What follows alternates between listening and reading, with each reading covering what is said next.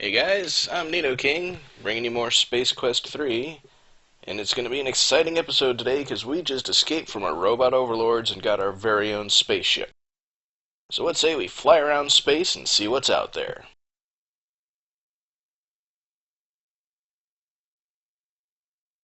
Alright, back to our interface. We've done pretty much everything here we can. We've looked at the weapon system, so let's check out the navigation system.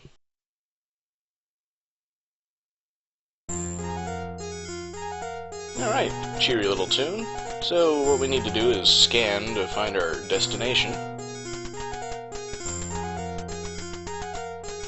And there we go, Planet Ortega. Volcanic crater-strewn surface. Sounds like a pleasant place. Let's go ahead and set our course.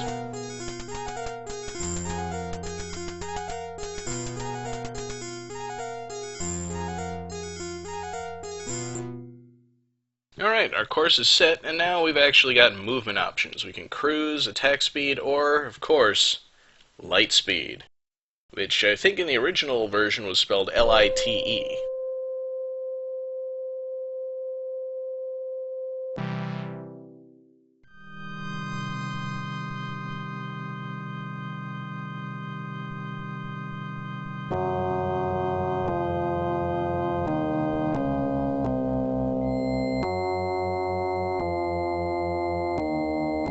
His case number is OU812.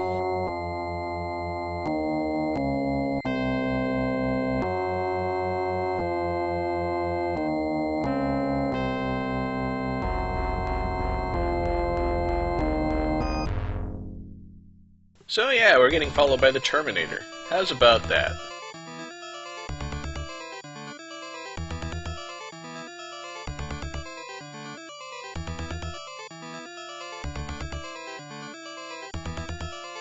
I just love this music.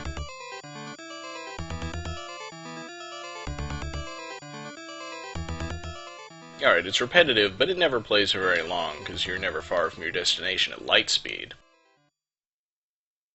And now that we're in orbit, we finally get access to the last option, land. Obviously, that's what we're going to need to do in order to explore the planet properly.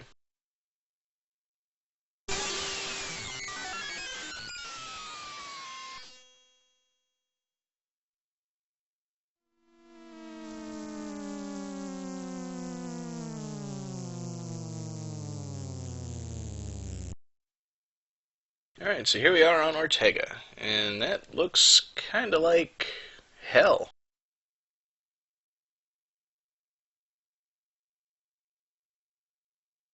I want to see what the planet looks like. Ah, there we go. Look window. And I hope you guys like that lava lover's paradise expression, because that's going to come up quite a few times. So let's go out and take a look.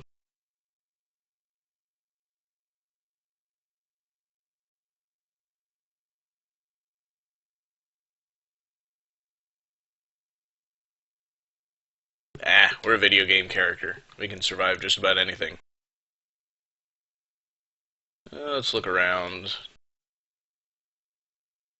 I'm expecting to see demons and some scythe-wielding...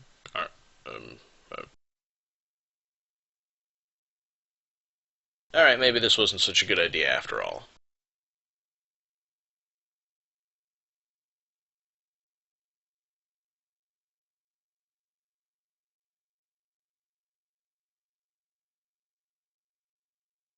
He seriously just kinda melted into nothing. The picture shows his boots and clothes and stuff, but no, he completely disintegrated. So alright, Ortega obviously not where we want to go.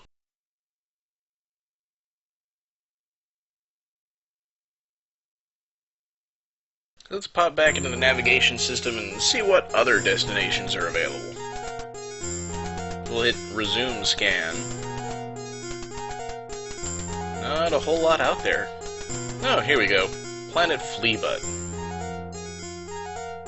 Light atmosphere, one known settle. Yeah, you know what? I don't trust planets anymore. Not after that last one. Now here's a happy looking place. Monolith Burger. A finite number served. Why don't we go there?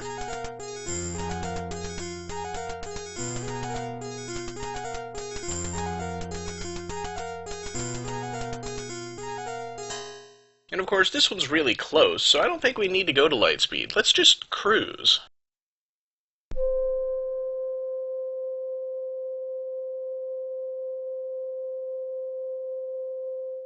Notice the slight change there when you do cruise instead of Lightspeed. And of course, we've already seen him, so let's skip him.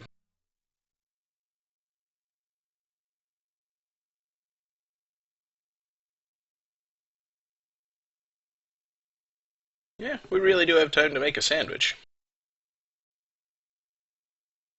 But not in-game. Alright, now I'm pretty sure we will eventually arrive at our destination, but just to speed things up a little bit, I'm going to go back into the controls here and step it up to attack speed. It's a bit faster.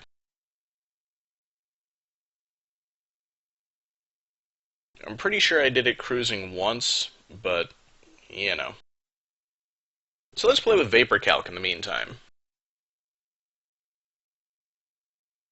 Yeah, that's it. It doesn't do anything, it's really boring. So I'm just going to fast forward this part.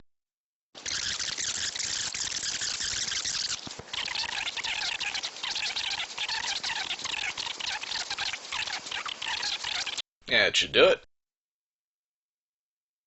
And here we go, we're arriving.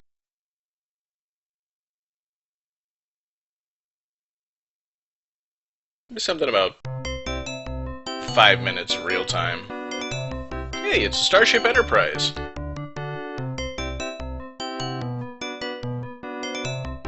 Aw, they left.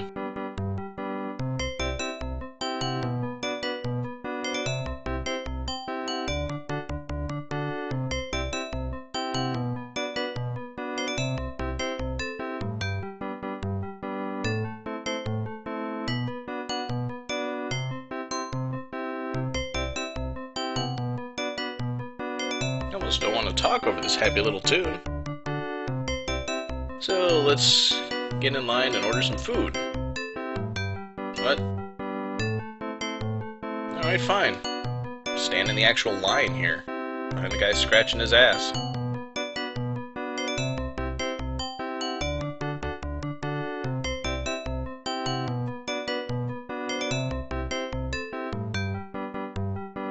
Alright, clearly not going to describe them. Let's just shout an order from back here.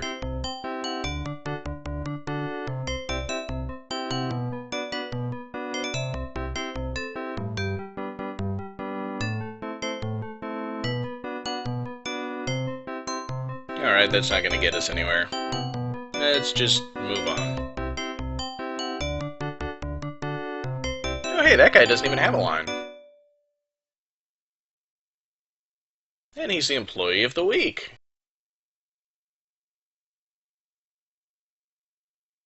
Alright, let's go ahead and get some food. Now, if you remember, I found 7 buckazoids in the seed of the aluminum mallard. That's just enough to get a Monolith fun meal, but then that would leave me with no money, and that's not good. A lot of selection here, but I want to try the Big Belcher combo, even though I don't have enough money to pay for it. I also got a Filet-O-Orat. Didn't seem to be giving me much of a choice here.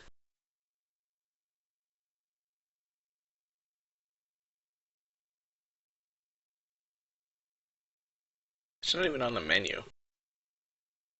So I'd have to buy a drink if I get a free drink. Then again, I can't afford it anyway.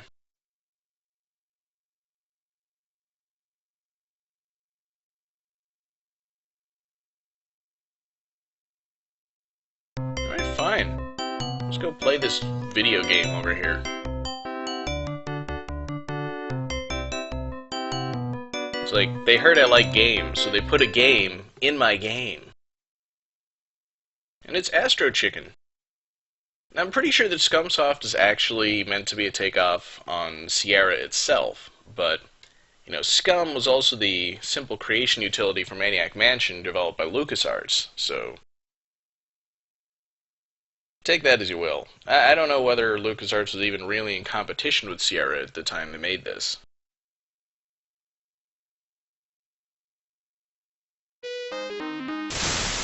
So yeah, this game is about exploding chickens. If you're better at it than I am, then the chickens actually sometimes land on the pad, but there you go, that's an entire round of Astro Chicken. I can do this. The trick is you gotta position them above the pad and then just use your feet appropriately. I just got miraculously lucky there. And for some reason, every time they bounce, I just can't get them to start flapping properly again. So, yeah, not doing so well at that. And I don't want to waste all my money, so let's just head over this way.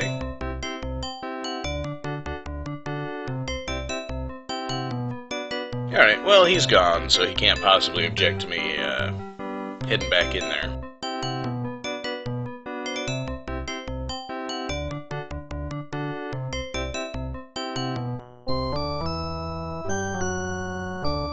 Alright, I guess he can. Alright, so nothing really interesting to do a Monolith Burger either, until I get more money to play more games of Astro Chicken. So, as you probably guessed, the reason that I skipped Fleebutt before is that that's where I actually need to go next. But this does represent, I think, more freedom than you ever get in any of the other Space Quest games to go wherever you want to, even though the plot is pretty linear from here. And yeah, I'm gonna go light speed.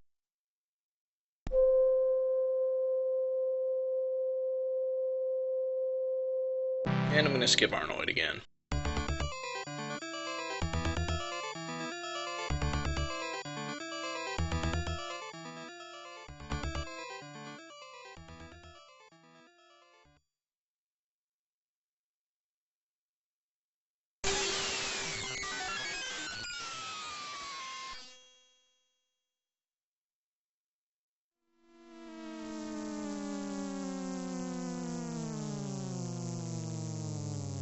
Alright, now this planet isn't going to kill you right away.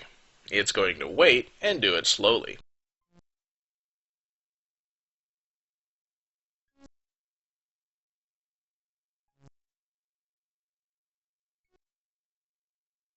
And it's all purple and green.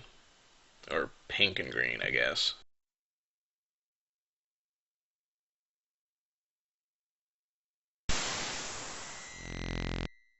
And also, this is the only planet Arnoid will actually follow you to.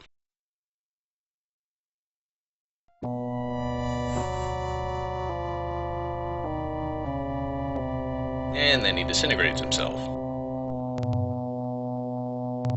Oh, I see. He's just turned invisible. That's really, really unfair.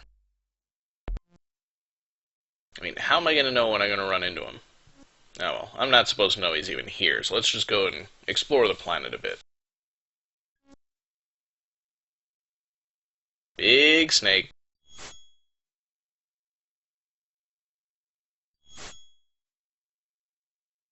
Ah ha ha ha ha. Now, if you walk straight up out of here, you're perfectly safe. Walk anywhere else, and you get eaten. It's another one of those clever barriers that simply prevents you from going south.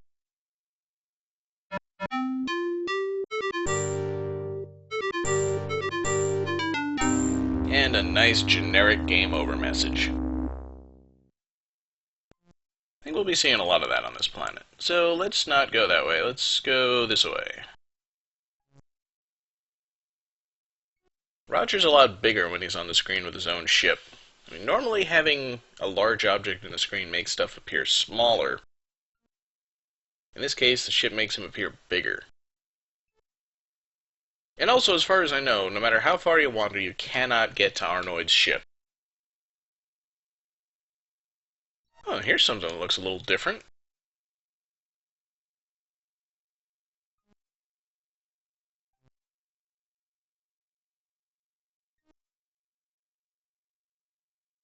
cave of large pulsating pods, huh? I don't know why, but that seems familiar.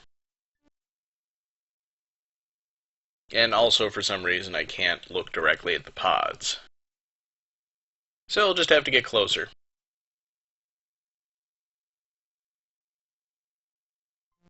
Pretty sure those things eventually became the barnacles in the Half-Life series.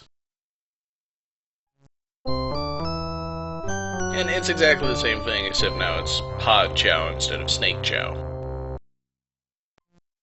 But that's not all the ways to die on Fleebutt. The planet wraps around from east to west, but if you head north, there's another barrier in the way.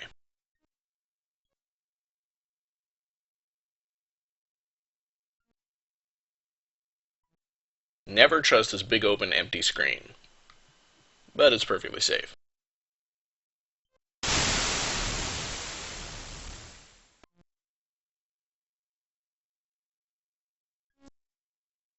Well, thank you.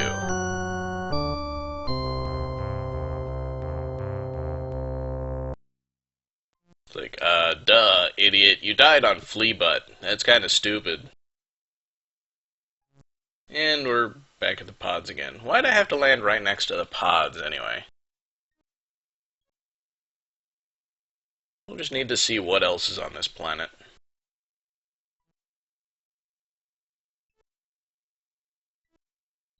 There's gotta be something interesting somewhere. Oh, there we go. There's something interesting.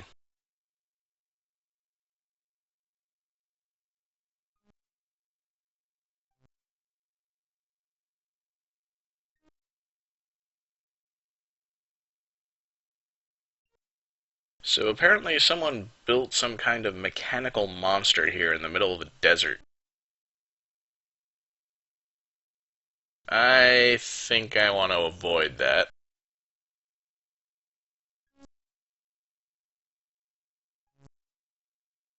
Giant sand dune, I guess.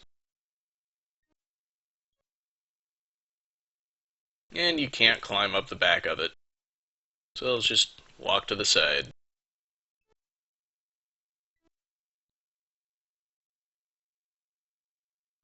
That makes no sense.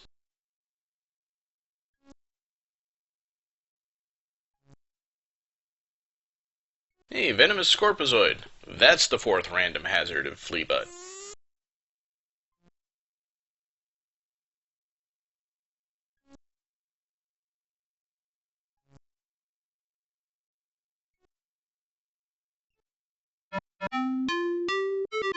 And it's the least interesting picture of them all. Alright, so let's go check out this mechanical monster since it's the only landmark we've seen on the entire planet.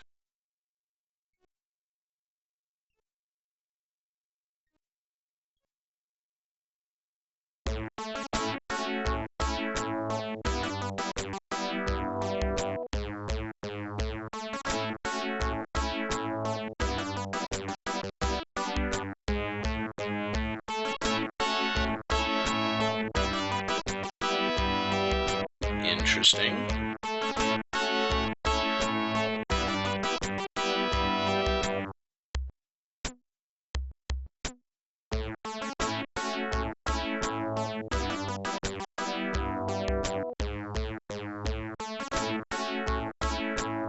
Well, at the very least, it's not dangerous. Let's go ahead and take a look around.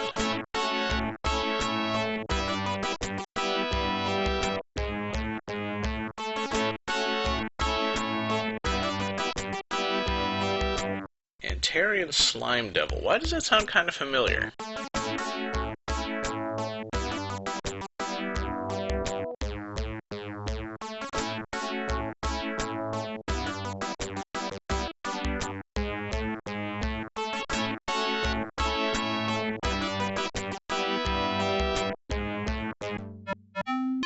No, that's the most boring game over picture. I didn't even be bothered to come up with a proper one.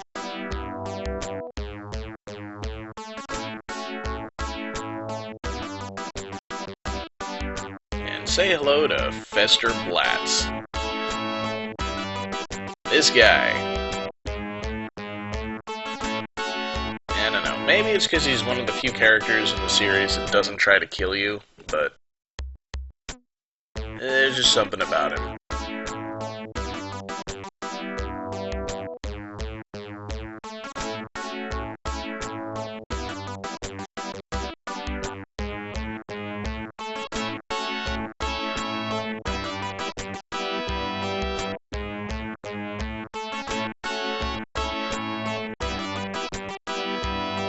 Yeah, I don't want to think about it too hard. Let's look at those postcards over on the right.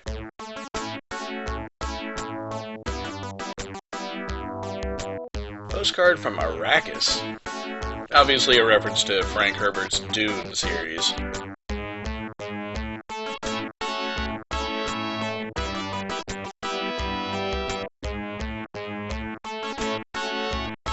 don't know, something just worries me about that. And Fester's in the back showing me the ORAD on a stick. Yeah, I was eaten by one of those once. It's kind of like a black hole. It is a black hole.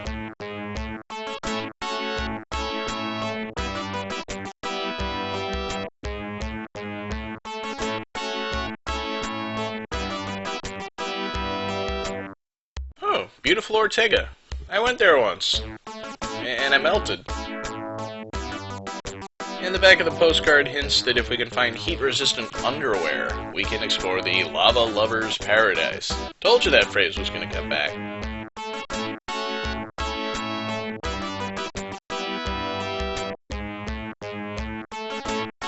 And, of course, Roberta Land. I guess in the Sierra universe, Roberta Williams is kind of like the equivalent of Walt Disney.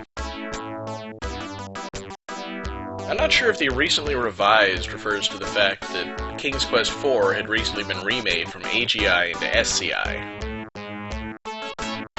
Probably as much so they could see if they could do it as because they wanted a better version of it. That's not an interesting postcard at all. Apparently the joke here is that Beta and Alpha would be the two brightest stars in this starless region, but I don't get it.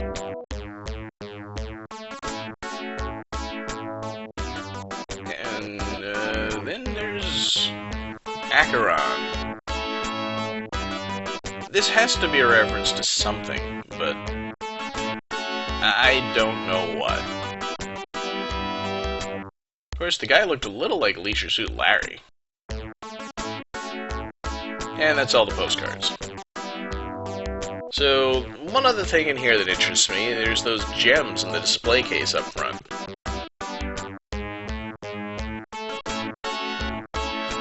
And apparently, Fester's got a collection of Orium. Wonder if he'd be interested in mine.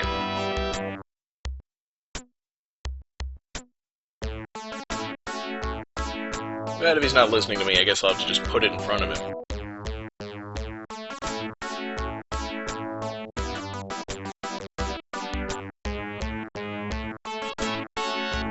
Why, yes. Yes, it is.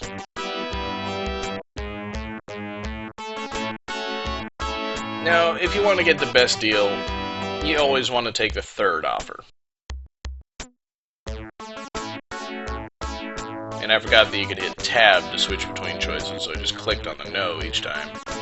425 is the most you can get, not that you need nearly that much money in the game. But now that we've got money, we can buy stuff like the ORAD on a stick.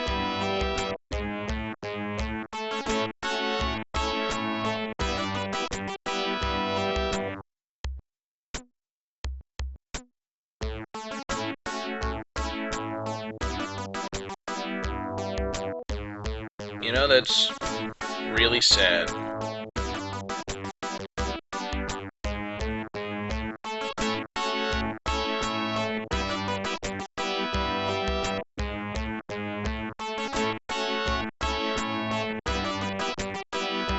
Alright, Fester, come on, what else you got? Show me something. Yeah, that's exactly what I wanted. Get the official Astro Chicken flight hat with earwax.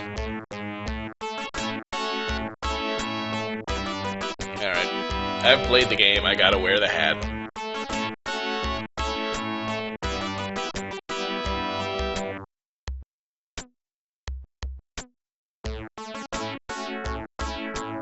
He's got one more thing to sell me, and hopefully you can already guess what it is. Thermal weave underwear.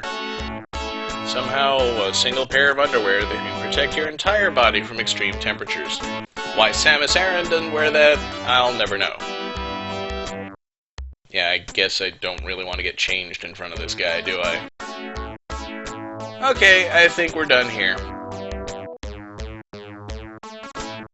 Let's get the heck out and go check out Planet Ortega.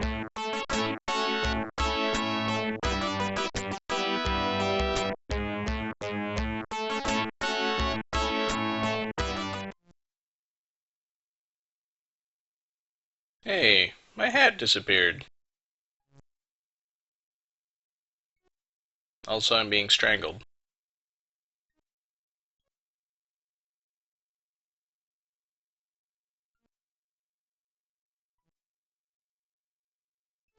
Hey, where have I left a mess on Fleebutt?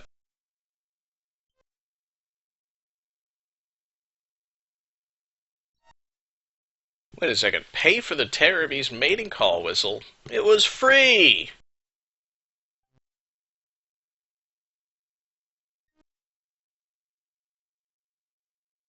Yeah, remember kids, pay for your free stuff.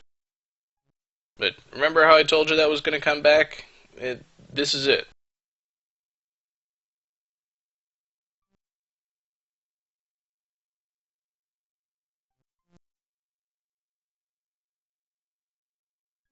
See, I'm not sure whether I'm supposed to be reading that in an Austrian accent or not. Sometimes the grammar's right, and sometimes it's not. But no sense worrying about that. I got a 10 count to get somewhere safe. Fester, let me back in!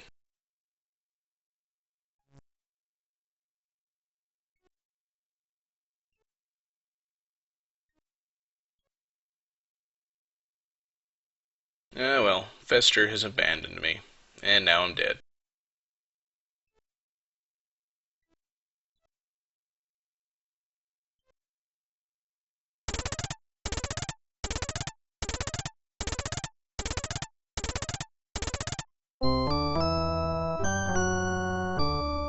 Alright, I think that's going to do it for this episode.